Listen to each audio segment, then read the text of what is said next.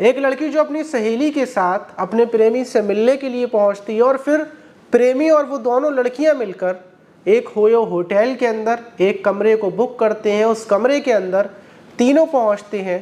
प्रेमी प्रेमिका दोनों होयो रूम में आए थे, इस वजह से दोनों एक दूसरे को प्यार करने लगते हैं, किस करने लगते हैं। अब जो उस लड़की की सहेली थी वो सामने खड़े होकर देख रही थी और उसके बाद प्रेमिका अपने प्रेमी को इस कदर प्यार करने लगती है कि फिर वो अपनी सहेली से बोलती है कि आज मैं अपने प्रेमी के साथ कुछ ऐसा करूंगी कि जिसको देखकर शायद तुम यकीन ना कर पाओ। फिर वो अपने प्रेमी के साथ वहीं पर संबंध बनाती है। उसकी सहेली खड़े होकर देखती रहती है और आखिर में संबंध बनाने के बाद वो अपने प्रेमी का जो प्राइवेट पार्ट था उसको दांतों से चबा डालती है। प्रेमी चीख रहा था, तड़प रहा था, प्रेमी की हालत गंभीर हो जाती है। फिर पुलिस पहुंचती है, उन दोनों लड़कियों को गिरफ्तार किया जाता है और इस घटना का जो खुलासा होता है, पुलिस जब पूछती है उस प्रेमिका से कि आखिर तुमने ये सब कुछ क्यों किया, तुम अपनी सहेली को या रूम के अंदर होटल के अंदर क्यों लेकर पहुंची थी, तुम अकेली भी जा सकती थी। इन सारे सवालों के जवाब के बाद जो वो लड़की खुलासा करती है और जिस वजह से उसने युवक के साथ, अपने प्रेमी के साथ इस घटना को अंजाम दिया, वो सुनकर हर कोई दंग था, हैरान था कि भला हम यकीन करें तो किस पर करें। तो चलते हैं और जानते हैं ये पूरी शुरू से लेकर आखिर तक पूरी कहानी बड़ी इंटरेस्टिंग है और बहुत नॉलेज वाली भी है। तो चलते हैं। मेरा नाम माज है, उम्मीद है कि आप सब अच्छे होंगे, सुरक्षित होंगे और हमारी दुआ है कि आप यूं ही सुरक्षित रहें और अच्छे रहें। तो आज की घटना की तरफ पढ़ते हैं। जो आज की घटना है वो उत्तर प्रदेश के कानपुर की है। वही कानपुर का एक चौबेपुर थाना है और चौबेपुर थाने का एक रोतापुर गांव है।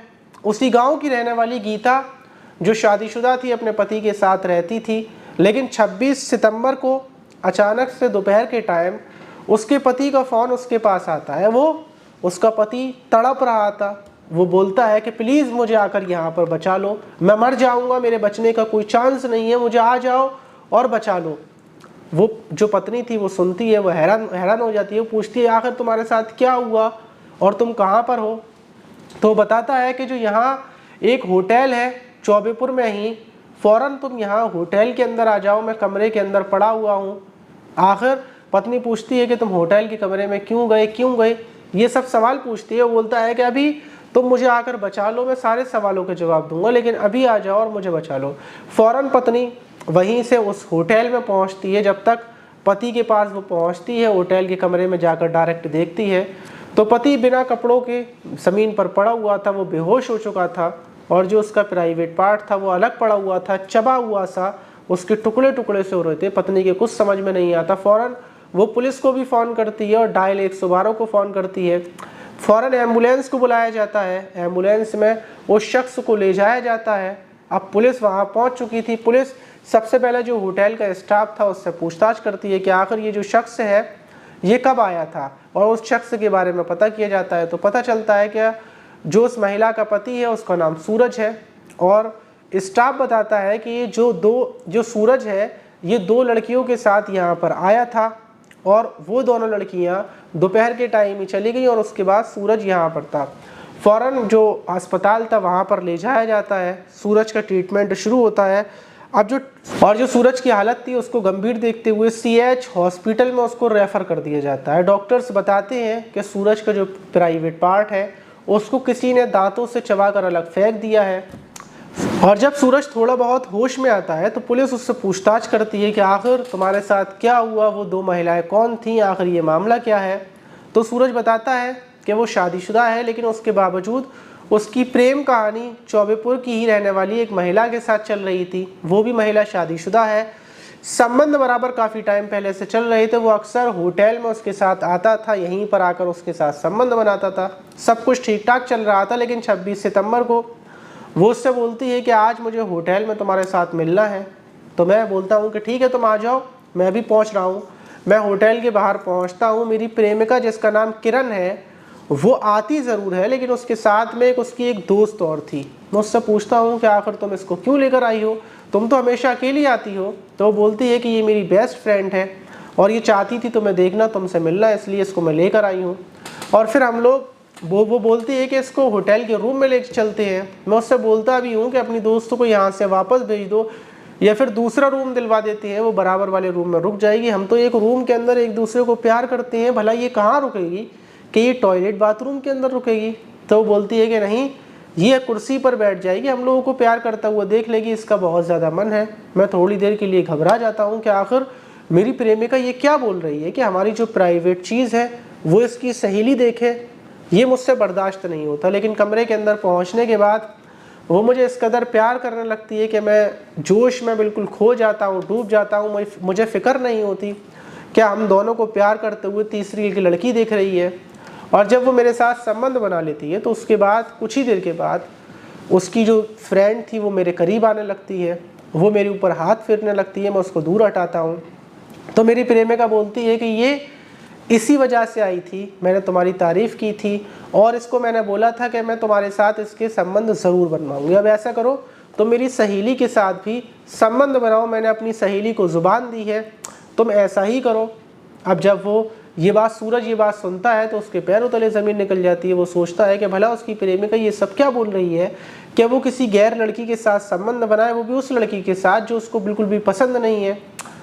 ये सब होने के बाद जब सूरज मना करता है तो प्रेमिका के साथ उसकी बहस होने लगती है और जब जो उसकी सहेली थी वो उसके करीब आती है, सूरज उसको धक्का दे देता है तो मामला बिगड़ जाता है। पहले प्रेमिका खुद आग बबूली होती है और फिर बोलती है कि अच्छा ठीक है, तुम अगर मेरी सहेली के साथ संबंध नहीं बनाते तो चलो अब मैं तुम्हारे साथ संबंध बनाती हूँ। और वो अपनी सहेली से बोलती है कि देख, इसने मेरी बात को ख़राब कर दिया, मेरी बात को काट दिया, अब मैं इसके साथ ऐसे संबंध बनाऊंगी कि ज़िंदगी भर ये किसी और के साथ संबंध नहीं बनाएगा। मैं समझ नहीं पाता कि आखिर मेरी प्रेमिका क्या करने वाली है। और फिर वो मुझे लिटाकर मेरे बदन को किस करते हुए अचानक से मेरे जो प्राइवेट पार्ट था उस पर हमला करती है और उसको चबाकर, दांतों से चबाकर अलग फेंक देती है। जब मैं ज़्यादा चीखता हूँ, चिल्लाता हूँ तो उसके बाद वो कमरे को बंद कर फेंक जाती है। और दूसरी बात, मुझे इज़्ज़त की परवाह थी, अपनी इज़्ज़त की परवाह थी, क्योंकि मैं शादीशुदा हूँ, मेरी पत्नी भी है, इसलिए मैंने पुलिस को फ़ोन नहीं किया, अपनी पत्नी को फ़ोन किया। फ़ौरन जो किरण थी, जो उसकी प्रेमिका थी, उसका एड्रेस दिया जाता है, नंबर दिया जाता है और पुलिस छानबीन कर फ़ौरन उन दोनों महिलाओं को गिरफ़्तार कर लेती है। प्रेमिका को गिरफ़्तार करने के बाद पूछा जाता है कि आखिर तुमने अपने प्रेमी के साथ दूसरी अपनी दोस्त के संबंध बनाने की क्यों डिमांड रखी थी, अपने प्रेमी का गुप्तांग क्यों काटा? तो फिर खुलासा होता है, वो प्रेमिका बताती है कि जो मेरा प्रेमी है वो सिर्फ मेरे साथ ही नहीं, वो अलग अलग लड़कियों के साथ संबंध बनाता था। उसके अवैध संबंध एक दो महिलाओं के साथ और चल रहे हैं जिनके बारे में मुझे पता चला था। और ये पता चलने के बाद जो मेरी दोस्त है, मैंने उसको बताया तो मेरी दोस्त बोलती है कि अच्छा ऐसा करो, मेरे भी संबंध बनवा देना और थोड़े बहुत पैसे हैं वो तुम मुझसे ले लेना। उसने मुझे 5,000 रुपये दिए थे सिर्फ इस बात के कि हम तीनों मिलकर एक साथ संबंध बनाएंगे। और मैं इसी वजह से उसको लेकर आई थी, लेकिन जब मैंने अपने प्रेमी से बोला तो उसने मेरी बात को काट दिया। मेरी जो सहेली थी उसको बहुत बुरा लगा, क्योंकि उसने तो पैसे भी दिए थे मुझे, और इस वजह से मुझे गुस्सा आई कि मेरा प्रेमी अलग अलग जगहों पर जाकर संबंध बनाता है और जो मैं कह रही हूँ अपनी सहेली से संबंध बनाने की तो मना कर रहा है। इसी वजह से गुस्से में मैंने उससे बोला कि ना रहेगा बांस और ना बजेगी बांसुरी, और यही वजह थी कि मैंने अपने प्रेमी का गुप्तांग दांतों से तोड़कर अलग फेंक दिया।